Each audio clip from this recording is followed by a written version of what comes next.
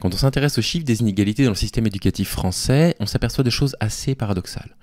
On a des documents qui nous sont parvenus, grâce à l'INSEE en particulier, qui datent du premier semestre de 2022 et qui nous disent des choses vraiment très paradoxales. On voit ici le titre « Femmes et hommes, une lente décrue des inégalités » qui montre qu'il existe encore des inégalités assez fortes, assez flagrantes entre les femmes et les hommes. On voit par exemple qu'en France, les femmes sont plus diplômées que les hommes. En 2020, on nous dit que 53% des femmes âgées de 25 à 34 ans sont diplômées du supérieur. Parmi les personnes qui n'ont aucun diplôme ou uniquement le brevet des collèges, on s'aperçoit qu'il y a 11% des femmes qui répondent à ce critère et 13% des hommes. Concernant les diplômes de l'enseignement supérieur, ça concerne 53% des femmes contre 46% des hommes. Les femmes ont donc l'air majoritairement plus diplômées que les hommes et pourtant vous allez voir que ça ne se suit pas au niveau de l'insertion professionnelle. Ici, on nous dit qu'à l'exception des études de santé, les femmes s'orientent moins vers les filières scientifiques que les hommes. Là, vous voyez le podium des formations où la part des femmes est le plus élevée. Dans les formations paramédicales et sociales, on retrouve 86% de femmes. Dans les universités de langue, de lettres ou de sciences humaines, 70% de femmes. Dans les universités de médecine, d'odontologie ou de pharmacie, 66% de femmes. Et le podium des formations où la part des hommes est la plus élevée, vous le voyez, dans les formations ingénieurs, 71% d'hommes. Dans les préparations de DUT, les universités de sciences ou à STAPS, 59% d'hommes, et en CPGE, 58% d'hommes, ce sont les classes préparatoires aux grandes écoles. Les formations médicales type médecine sont en train de se féminiser ici, majoritairement, je vois ça d'un excellent œil. En revanche, ici, on voit que les formations paramédicales et sociales concernent majoritairement les femmes. Ici, on retrouve un petit peu le cliché du Caire, qui concernerait plutôt les femmes que les hommes. Ce sont en général des professions qui sont mal considérées, qui sont relativement mal payées, et les femmes les font à 86%. On voit ici sur ce graphique-là une évolution du taux d'activité des femmes. On voit que ça progresse régulièrement depuis les années 70. En 1975, 53% des femmes étaient dans la vie active, contre 84% des hommes. En 2005, c'était 64% des femmes, donc une augmentation de 11% en 30 ans, contre 75% des hommes, une diminution. Et en 2020, 68% des femmes contre 75% des hommes. Ça concerne les personnes âgées de 15 à 64 ans. Et là, on voit déjà que, alors que les femmes semblent être majoritairement plus diplômées que les hommes, d'après les statistiques, il y a 7% de femmes en moins qui ont une activité actuellement professionnelle. Sans surprise, on nous dit que l'arrivée des enfants continue d'affecter davantage l'activité des mères que celle des pères. Ça, c'est quelque chose qu'on retrouve assez fréquemment, en particulier dans les ouvrages récents. Je vous mettrai pas mal de ressources bibliographiques dans la description de la vidéo si ça vous intéresse. La structure familiale a tendance à appauvrir les femmes, puisqu'on voit qu'en 2020, 81% des mères en couple sont en activité contre 96% des pères. L'arrivée d'un enfant dans un foyer semble faire chuter le taux d'activité professionnelle des femmes et, au contraire, accroître celui des hommes. Vous remarquerez que les chiffres ici sont nettement supérieurs à ce qu'on avait ici, tout simplement parce que là, ça concerne les personnes âgées de 25 à 49 ans. Donc on ne tient plus en compte ici les personnes âgées de 15 à 25 ans ou de 49 à 64 ans. Les femmes sont 3 fois plus concernées par les activités à temps partiel, puisque seulement 8% des hommes ont une activité à temps partiel, 27% pour les femmes. Ça pourrait s'expliquer par le fait que quand il y a un enfant qui arrive donc dans la structure familiale, ce sont majoritairement les femmes qui s'en occupent et qui diminuent leur temps de travail. En revanche, la part des femmes parmi les cadres a doublé en l'espace de 40 ans, il est passé de 21 à 43%, mais on n'a encore que 43% des cadres actuellement en France qui sont des femmes contre 57% pour les hommes. En ce qui concerne les revenus salariaux en France, on a une inégalité qui est flagrante. En 2019, le revenu salarial des femmes est toujours inférieur en moyenne de 22% par rapport à celui des hommes. On nous propose 2 explications majeures à cette inégalité massive. Dans 2 tiers des cas, les emplois sont différents, les femmes travaillent dans différents secteurs avec des postes différents et dans 1 tiers des cas, ça s'explique par des différences au niveau de la durée de travail. En ce qui concerne les élus municipaux, toujours une inégalité assez flagrante, 42% des élus sont des femmes contre 58% sont des hommes, mais seulement 20% des maires sont des femmes. Ça, c'est assez classique, hein. Dès qu'on parle de l'insertion professionnelle des femmes, on s'aperçoit qu'il y en a de plus en plus, mais dès qu'il s'agit de postes à haute responsabilité, avec des fonctions publiques, ce taux chute drastiquement. On nous dit aussi qu'une mère sur 3 qui est à la tête d'une famille monoparentale vit sous le seuil de pauvreté, 36% contre 22% des hommes. Elles sont toujours très majoritairement victimes de violences conjugales, à 87%, et leur départ à la retraite est également plus tardif que celui des hommes, 60,8 ans pour les femmes contre 59,9 ans pour les hommes. Leur pension est nettement inférieure, de 24%, 1272 € contre 1674 €, ce qui s'explique par ce qu'on a décrit au-dessus. Et en revanche, elles vieillissent plus longtemps et mieux que les hommes, puisque 57% des personnes de plus de 65 ans actuellement en France sont des femmes et 84% des centenaires sont des femmes. Enfin, dernière statistique assez inquiétante, au grand âge, les femmes sont plus souvent seules ou en institution, donc à partir de 85 ans, 11% des femmes vivent en institution contre 7% des hommes, 55% vivent seules à leur domicile contre 24% des hommes, et 34% des femmes de plus de 85 ans vivent actuellement à domicile et ne sont pas isolées, donc vivent chez un conjoint ou chez un proche contre 69% des hommes. On voit que la différence de niveau scolaire, puisque les femmes sont majoritairement plus studieuses que les hommes et leur insertion progressive dans la vie professionnelle ne gomme pas une grande majorité des inégalités. Alors je sors pas de mon chapeau le fait que les femmes réussissent plus que les hommes, Regardez, en 2018, soit 86% des filles ont passé leur baccalauréat, ont validé leur baccalauréat, contre seulement 76% des garçons. Il y a quand même 10 points d'écart, ce qui montre une meilleure réussite scolaire chez les filles. Elles sont ensuite ultra minoritaires dans les métiers d'apprentissage où vous allez apprendre votre métier directement chez un artisan. Et en ce qui concerne les formations professionnelles et en lycée, on est carrément sur un ratio de 13,6% contre 86,4%.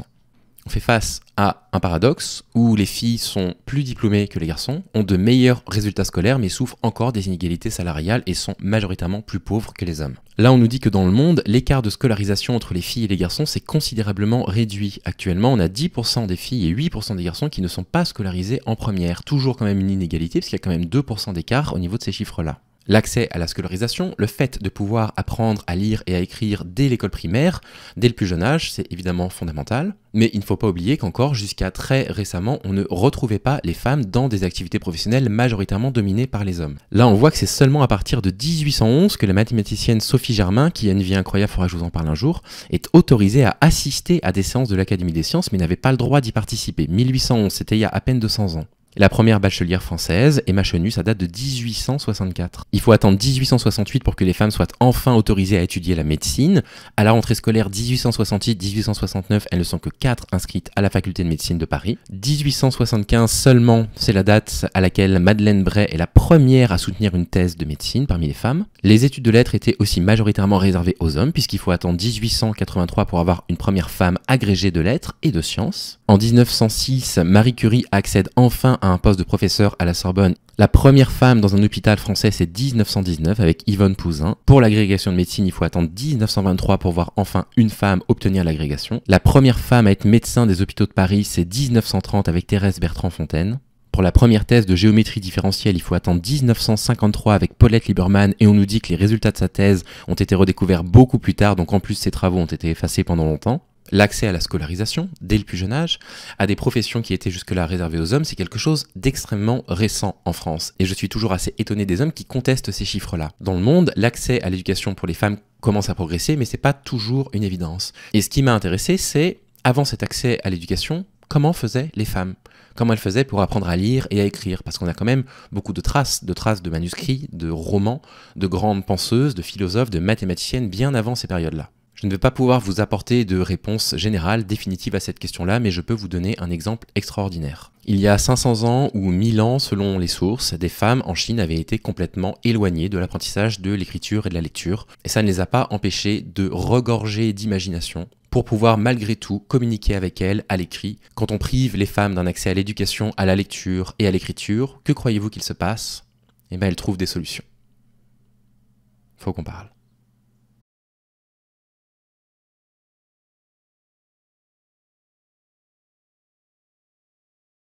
Je vais vous parler d'un cas particulier qui s'appelle le Nushu, dont je n'avais jamais entendu parler. Qu'est-ce que c'est le Nushu ? On nous dit que c'est l'écriture des femmes de Jiangyong. Alors Jiangyong, qu'est-ce que c'est ?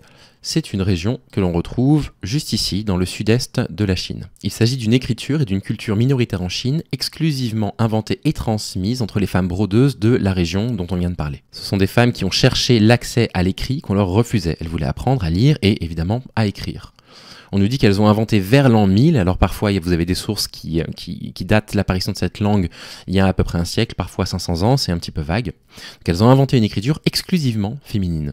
Elles l'écrivaient entre elles, elles le brodaient et elles le transmettaient en chantant. Elles le transmettaient à qui ? Elles le transmettaient exclusivement à leurs filles. Cette écriture, elle ressemble à ça, elle est assez différente des idéogrammes utilisés en Chine, elle est beaucoup plus fine et elle utilise énormément de courbes.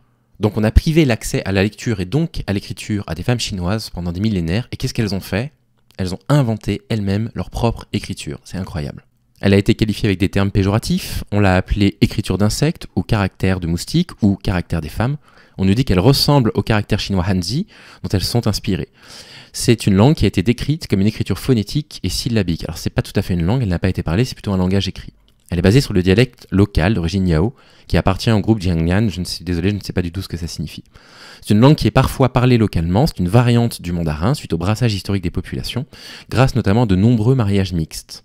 Transmise de mère en fille ou bien de femme en femme, l'écriture nushu servait à transcrire principalement les chants traditionnels, à décorer les objets d'artisanat des brodeuses, à écrire des prières, à transcrire des chants et des vœux sur les livrets de mariage aux jeunes mariés, appelés livrets du troisième jour. Elle était également utilisée pour la correspondance entre les femmes qui avaient appris à la maîtriser, cette littérature de femmes permettant de transmettre jusqu'à nos jours des récits de vie qui racontaient la dureté de leurs conditions maritales. Et là, j'ai fait un parallèle quasiment immédiat avec Annie Ernaux.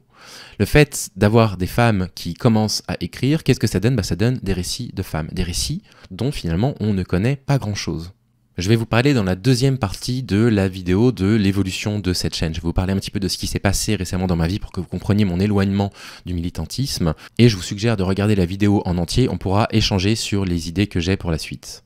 Ce qui est très intéressant par rapport à ça, c'est que la littérature d'Annie Ernaux, je trouve que c'est une littérature très importante parce qu'elle donne la parole à des femmes, elle raconte la vie des femmes, ça permet probablement aux femmes de se construire une histoire en commun, mais c'est aussi une littérature qui est extrêmement importante pour les hommes.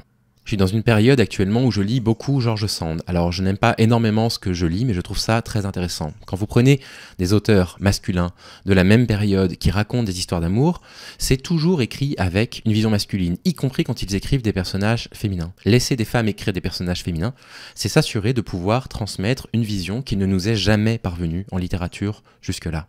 Et ça, c'est fondamental. C'est fondamental, je pense, pour des hommes de lire plus d'autrices femmes, parce que ça nous en apprend également beaucoup plus sur ce qu'étaient les conditions des femmes et pourquoi elles en étaient arrivées à des conditions aussi peu enviables. La violence masculine, elle est souvent racontée par des hommes dans la littérature. Et quand elle est racontée par des femmes, ça nous donne un tout autre point de vue sur qui étaient les hommes à l'époque où les femmes écrivaient. Et bien là, c'est précisément le rôle du nushu. C'est exactement pour ça que cette langue est fondamentale à raconter, et je pense que ça peut être extrêmement inspirant pour beaucoup de femmes qui regarderaient cette vidéo et qui découvriraient cette langue, ce langage principalement écrit avec moi. On va rentrer brièvement dans le vif du sujet et vous allez comprendre pourquoi je vous dis tout ça. Juste avant, j'aimerais vous présenter Huani Yiyang, qui est une femme qui est née autour de 1906, on n'est pas sûr de sa date de naissance et qui est décédée en 2004. Pourquoi je vous présente cette femme ? Elle était presque centenaire parce qu'elle est considérée comme la toute dernière personne, la toute dernière femme à avoir utilisé couramment, on va dire, cette langue, ce langage à l'écrit.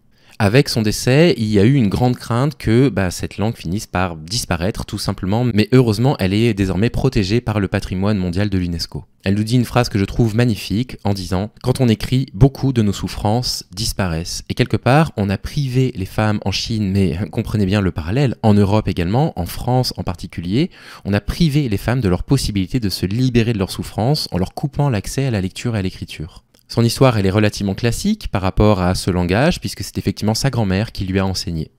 On nous dit ici que les femmes n'étaient pas éduquées en Chine. Leur vie, c'était quoi ? C'était de rentrer à la maison, s'occuper de leur mari, fabriquer des chaussures, etc. On nous explique que dans le début de l'histoire de la Chine, il y avait quand même une punition qui était catastrophique pour créer différents langages. C'était la peine de mort, tout simplement.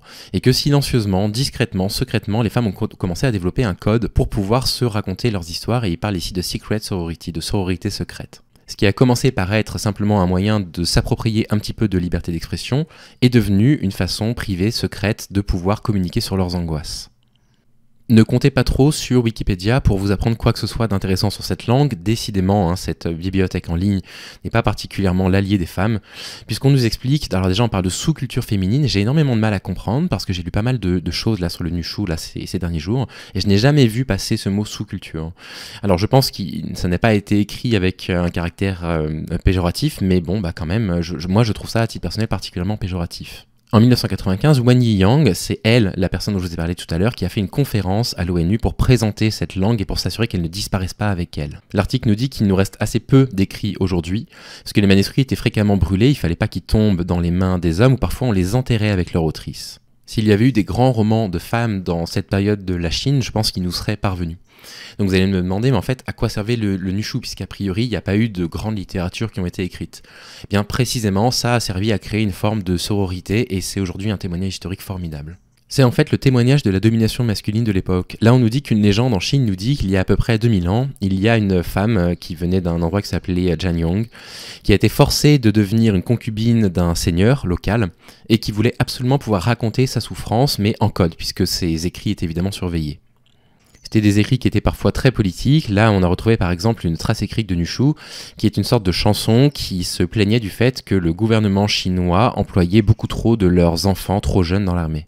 On a retrouvé des écrits également de femmes qui se plaignaient des mariages forcés à l'époque, et ces mariages forcés sont toujours décrits dans la littérature chinoise que j'ai un tout petit peu explorée il y a quelques années, comme étant des mariages qui deviennent des mariages d'amour. Et bien là, on a enfin le contrepoint qui paraît évident, mais enfin, ça paraît évident, mais il faut pourtant des témoignages de femmes pour entendre qu'en fait non, c'était des catastrophes pour elles. C'est ce qui est expliqué ici, en fait, qu'il y avait des carnets qui étaient offerts pendant les mariages, et en fait, elles utilisaient ces carnets pour raconter toute leur anxiété par rapport à leur mariage forcé. Ce qui est incroyable, c'est que c'est resté secret pendant énormément de temps, puisque c'est vraiment dans les années 80 seulement qu'il y a eu des recherches académiques et qu'ils ont redécouvert en fait des femmes et des textes qui ont utilisé ces choses-là. Ils pensaient que c'était complètement éteint, alors que c'était toujours utilisé dans la Chine actuelle. Tout ça pour vous dire quoi?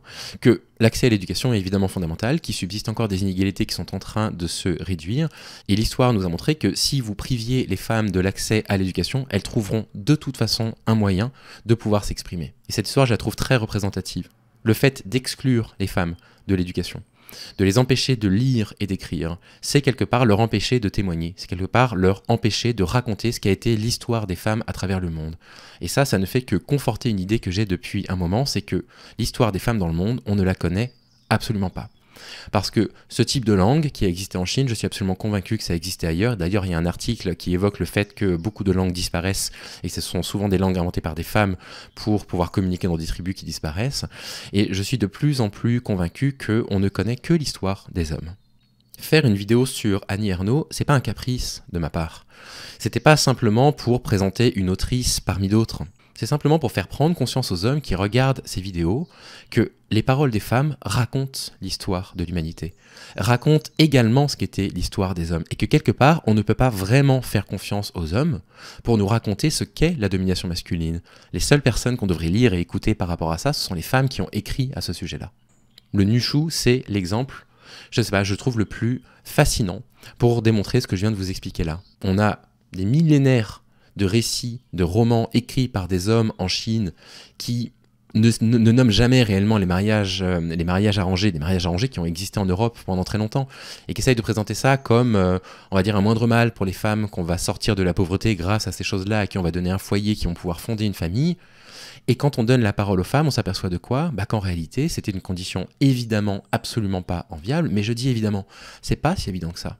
Notre imaginaire collectif, il est également fait par les écrits qu'on va lire, par les films, par les séries qu'on va regarder. Notre imaginaire collectif, il est hanté par les auteurs, et je le mets au masculin volontairement, qui ont traversé le temps. Mais quand on redonne un petit peu la place aux femmes, aux autrices, et qu'on a un contrepoint sur ce qu'a été leur condition, et également sur ce qu'ont été les hommes, et sur ce que sont les hommes aujourd'hui, c'est quelque chose qui nous fait, nous, les hommes, avancer. Et Annie Ernaux m'a énormément fait avancer par rapport à ça, parce qu'elle présente ce qu'ont été les hommes dans les années 50, 60, 70 et 80, des hommes pourtant de gauche, comme elle le dit elle-même, qui sont sensibles aux rapports de domination et qui reproduisent de la misogynie partout. Est-ce qu'une autre personne qu'une femme pourrait nous transmettre ce genre d'informations-là? Je suis convaincu que non. Quand on sait que même une fois que les femmes ont accès à l'éducation, à la lecture, à l'écriture, aux universités, qu'il persiste quand même des inégalités salariales absolument colossales en France, on se dit que les hommes qui sur les réseaux sociaux viennent nous dire « gna gna gna, les inégalités entre les femmes et les hommes, il n'y en a plus tant que ça, ou alors il n'y en a pas du tout », sont quelque part une violence, un crachat, presque une insulte au visage des femmes qui en France n'ont accès aux études que depuis à peine 150 ans et qui ont dû rivaliser d'imagination depuis plusieurs millénaires pour pouvoir transmettre des informations à l'écrit, même quand elles n'avaient pas accès à l'apprentissage de la lecture et de l'écriture. Tout ça pourquoi ? Pour qu'aujourd'hui, elles puissent enfin y accéder comme les hommes et qu'elles subissent encore des discriminations liées au salaire, liées au type d'emploi qu'elles pratiquent. Lisez des récits de femmes. Intéressez-vous à l'histoire du Nushu. Écoutez les femmes qui racontent leur vécu. Non seulement c'est bénéfique pour elles parce que ça leur crée une place plus importante, mais c'est aussi bénéfique pour nous, les hommes, pour nous comprendre, pour comprendre le rôle néfaste qu'on peut avoir dans cette société si on n'est pas conscient de ce genre de choses. C'est ça ce que j'avais à vous dire sur cette langue. Je tenais à faire cette vidéo aujourd'hui parce que j'ai assez peu de temps libre en ce moment et donc j'en profite. J'ai très mal dormi les nuits précédentes, donc j'espère que mon propos était clair. La vidéo par rapport à cette langue-là s'arrête ici et je voudrais vous parler maintenant de ce qui s'est passé récemment et de l'évolution prochaine de la chaîne. Tout d'abord, ces dernières semaines, elles ont été difficiles pour moi moralement. Il s'est passé beaucoup de choses, j'ai parlé du décès de mon grand-père, mais il y a eu toute une série de choses qui individuellement sont pas vraiment graves, mais qui m'ont beaucoup pesé. Je me suis blessé assez gravement à la jambe, juste avant les vacances, donc voilà, j'ai pas trop pu me reposer malgré les années là qui me font beaucoup souffrir. J'ai eu un petit retour de syndrome dépressif et comme j'ai été très malade de ça psychiatriquement il y a quelques années, j'ai été très prudent et très inquiet par rapport à ça. Et puis après, il y a tout qui s'est enchaîné. Le déménagement avec beaucoup de contretemps qui ont créé beaucoup d'anxiété chez moi. Même s'il fallait que je déménage, j'ai vécu pendant 11 ans dans un tout petit appartement de 20 mètres carrés, il était vraiment temps que je déménage. Et puis voilà, j'étais dans une relation amoureuse qui ne me rendait plus heureux, qui ne la rendait plus heureuse non plus, qui s'est interrompue également. Et puis bien sûr, il y a le cyberharcèlement sur les réseaux sociaux qui est absolument infernal et aussi un flot de négativité absolument énorme qui venait de toutes parts, qui venait aussi des personnes qui suivaient cette chaîne et qui ont de l'affection pour mon travail, mais qui me renvoyaient parfois une négativité folle, avec des propos que je trouvais vraiment très durs pour moi à encaisser et particulièrement injustes. On me reprochait tout et n'importe quoi. On me reprochait que d'autres femmes citent mes travaux. Parfois on me disait mais ça te gêne pas que des femmes citent tes travaux sur les réseaux sociaux alors qu'elles pourraient citer des travaux de femmes, tu prends la place des femmes. Je ne suis pas du tout responsable de ça. Il est arrivé que quelqu'un sur les réseaux sociaux me dise je voudrais mettre en avant le travail du Foualier, et moi j'ai liké le post en disant que c'était très gentil et on m'a dit mais comment tu peux laisser une féministe parler de tes travaux, ça me fatigue, etc. Des trucs vraiment absolument épuisants. Les réseaux sociaux, j'y suis que d'un œil, j'y réagis avec des phrases les plus courtes possibles, je lis à peine ce qu'on m'envoie parce que je suis très fatigué, j'ai besoin de m'éloigner de ça. Cette négativité permanente, elle est épuisante pour moi. Elle est très fatigante, elle m'éloigne complètement du militantisme, c'est assez difficile pour moi. Et donc, en fait, j'ai trouvé une forme de solution. Je vais continuer à nourrir la chaîne du Foualier parce que c'est important pour moi. Je serai probablement moins dans l'interaction avec les commentaires et puis je m'embêterai plus. Peut-être que je répondrai pas aux choses qui sont vraiment négatives. Et je vais créer une chaîne à côté.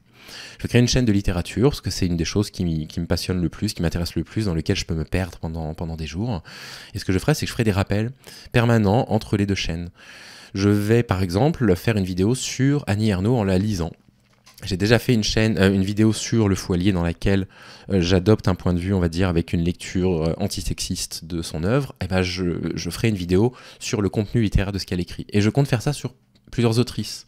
Je pense pas que j'en ferai sur George Sand, mais par exemple, je pourrais tout à fait faire une vidéo sur la misogynie qu'a subi George Sand dans sa vie sur le Foualier, donc un truc à peu près militant, et sur la chaîne littéraire, parler exclusivement de son œuvre, sans du tout rentrer dans les détails du militantisme avec cette vision antisexiste. Et puis je proposerai aux personnes qui voudraient faire le parallèle entre les deux, d'aller voir les vidéos sur les chaînes respectives. Donc ça va me faire du bien, je vais pouvoir me concentrer sur du beau, sur quelque chose qui me nourrit, parler quand même du coup évidemment avec un œil antisexiste de ces œuvres-là, mais aussi avoir un espace, une chaîne dans laquelle je ne parle que du beau, de ce qui me touche, de ce qui m'émeut. Et comprenez une chose, à chaque fois qu'on me fait des remarques pour me permettre de m'améliorer, c'est très intéressant. Il y a une personne qui parmi vous m'avait interpellé sur les réseaux sociaux pour me dire qu'elle était un peu dubitative sur ma vidéo sur Annie Ernaux en disant moi je la vois pas du tout comme une figure féministe, et elle me lisait des extraits en disant voilà moi je pense que ta vidéo Stéphane elle rate un petit peu le point par rapport à ça. Moi je suis friand de ces échanges avec vous, mais absolument friand. Je suis friand de toutes les remarques que vous pouvez me faire, même quand ce sont des remarques qui sont a priori négatives pour m'aider à progresser. Mais en fait, les attaques ad personam, c'est épuisant, c'est vraiment épuisant, surtout quand on est fragile. Alors je vais pas vous dire ça à vous.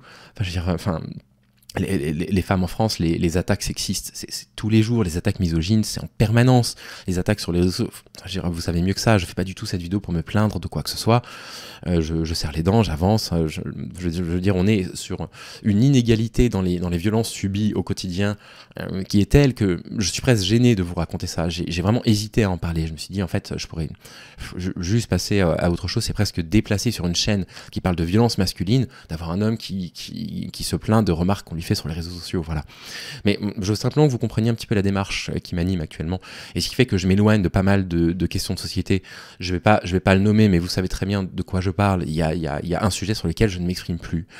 Parce que c'est dur pour moi le cyberharcèlement, parce que c'est dur que même dans notre camp, on me reproche de pas avoir fait les choses correctement, de pas avoir parlé de tel ou tel sujet, de pas avoir dénoncé tel agresseur. Alors que visiblement j'en oublie. Ben oui, je suis désolé, il y a tellement de violence masculine, c'est très compliqué quand on n'a pas le nez rivé sur les réseaux sociaux de dénoncer en permanence. Je fais ce que je peux avec mes moyens, j'essaye de créer une chaîne sur laquelle un homme analyse les situations dans lesquelles il détecte du sexisme pour parler à d'autres hommes, pour leur proposer des solutions. C'est pas parfait, évidemment. Ça répond pas au cahier des charges de ce que certaines féministes font sur les réseaux sociaux, que j'admire énormément, qui travaillent absolument tous les jours pour lutter contre la prostitution, pour lutter contre la pornographie, pour lutter contre toutes les violences masculines, pour dénoncer les agresseurs. Je veux dire, on n'est pas du tout sur le même plan. Mon travail est immensément moins important, a beaucoup moins d'impact dans la société, j'en suis convaincu. Mais voilà, c'est comme ça que je milite. Si jamais cette façon de militer ne vous convient pas, voilà, en toute amitié, mais vraiment sans aucune animosité de ma part, vous êtes vraiment libre de vous désabonner de mes réseaux sociaux. J'ai la chance d'être un homme dans cette société et donc d'avoir un salaire plus confortable que la majorité des femmes. J'ai pas du tout besoin de ces chaînes pour vivre, j'ai pas non plus une faille égocentrique qui fait que j'ai besoin d'abonnés pour me sentir bien, c'est faux, je regarde pas mon nombre d'abonnés, je ne sais pas combien de personnes me suivent sur les réseaux sociaux, ça n'a pas d'importance pour moi. Donc si mon travail ne vous convient pas, vous pouvez me l'exprimer évidemment de la façon la plus simple possible, mais si c'est pour m'envoyer de la négativité, si c'est simplement de l'attaque, désabonnez-vous. Voilà, désabonnez-vous, c'est pas grave, tant pis, on restera en contact d'une autre façon, mais bon, voilà, ne reproduisons pas les choses qu'on dénonce au quotidien, quoi. C'est pas quelque chose qui est particulièrement utile. Voilà, j'espère que la suite de la direction que je donne à sa chaîne vous conviendra. Si c'est le cas, vous êtes libre de rester avec moi. Si c'est pas le cas, vous avez énormément de travaux sur les réseaux sociaux, de féministes, d'hommes qui luttent contre le sexisme, qui font le travail infiniment mieux que moi, vous y trouvez votre compte. Et puis voilà, prochainement, dans les prochaines semaines, j'aurai pas le temps dans les prochains jours, je créerai cette chaîne littéraire, j'en parlerai ici. On pourra se retrouver sur l'une ou sur l'autre, ou sur les deux si jamais vous le souhaitez, et ça va me permettre de me concentrer sur des choses qui me font du bien. Sur le beau, j'essaierai sur cette chaîne de littérature de parler quasiment exclusivement d'écrits de femmes, bien évidemment. Ce sera une façon un peu plus discrète de militer, mais je ne veux pas cette seconde chaîne militante. Et je vous souhaite très sincèrement de prendre soin de vous. C'est pas des mots en l'air. On échange quand même assez souvent, je suis désolé de ne pas répondre à tous les messages que vous m'envoyez. Je sais qu'il y en a beaucoup parmi vous qui vivent des moments difficiles. Je sais qu'être une femme dans cette société, malgré tous les progrès qui sont faits, ça reste quand même affreusement compliqué. Voilà, je vous soutiens, je connais ces violences, je ne peux pas les comprendre intimement, bien évidemment, parce que l'expérience du corps d'être une femme n'appartient qu'aux femmes. Et moi, en tant qu'homme, je ne peux pas comprendre ce que vous traversez. Mais je suis quand même en empathie profonde avec vous, et je vous souhaite vraiment très sincèrement d'aller bien, de prendre soin de vous, d'être heureuse. Et je vous dis à très vite. À bientôt.